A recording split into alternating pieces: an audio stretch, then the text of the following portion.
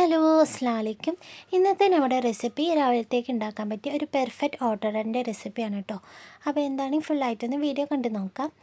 അപ്പോൾ ഞാൻ തലേ ദിവസം തന്നെ രാത്രി ഇപ്പം 3 കപ്പ് പച്ചരി ഇതേപോലെ വെള്ളത്തിൽ കുതിർക്കാൻ ഇട്ട് വെച്ചിട്ടുണ്ട്.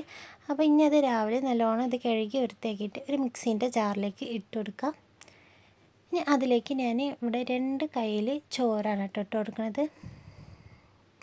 ഇനി ഇതിലേക്ക് ഒരു 1.5 കയ്യിൽ നമ്മൾ തേങ്ങ ചിരവിയതും കൂടി ഒന്ന് ചേർത്ത് കൊടുക്കാം. ഇനി ഇതിലേക്ക് ആവശ്യത്തിനുള്ള വെള്ളം കൂടി ഒഴിച്ച് നല്ലോണം ഒന്ന് അരച്ചെടുക്കാം കേട്ടോ. അപ്പോൾ ഞാൻ ആദ്യം ചോറും തേങ്ങയൊക്കെ ഇട്ടിട്ടാണ് കേട്ടോ അരച്ചെടുക്കുന്നത്. രണ്ടാം പ്രാവശ്യം നമ്മൾ വെറും അരി മാത്രം ചേർത്ത് വെള്ളം ഒഴിച്ചിട്ട് അരച്ചെടുത്താൽ മതി കേട്ടോ.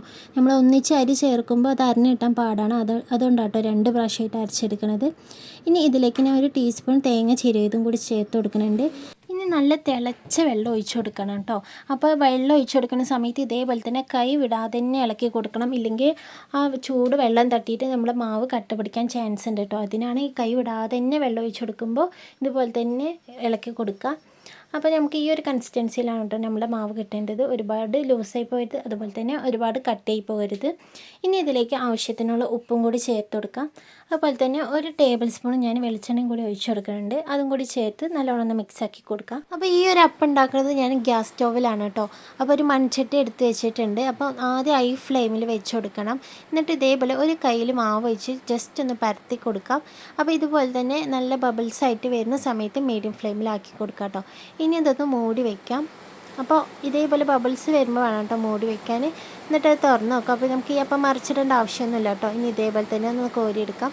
അപ്പോൾ കണ്ടില്ലേ, നല്ല പെർഫെക്റ്റ് ആയിട്ട് നല്ല ഓട്ടമായിട്ട് തന്നെ നമുക്ക് ഈ അപ്പം കിട്ടിയിട്ടുണ്ട്.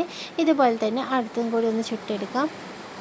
അപ്പോൾ ആദ്യം നിങ്ങൾ മാവ് വയ്ക്കുന്ന സമയത്ത് ഹൈ ഫ്ലെയിമിലാക്കി കൊടുക്കണം കേട്ടോ. എന്നാലേ നമുക്ക് കറക്റ്റ് ആ ബബിൾസ് വരുള്ളൂ.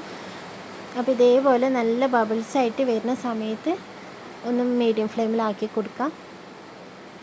എന്നിട്ട് മൂടി വെച്ചിട്ട് ഇതേപോലെ തന്നെ ഒന്ന് ഒരു മിനിറ്റ് വെച്ചാൽ മതി കേട്ടോ. അപ്പോൾ നമുക്ക് നല്ല ഇതേപോലെ തന്നെ കിട്ടും.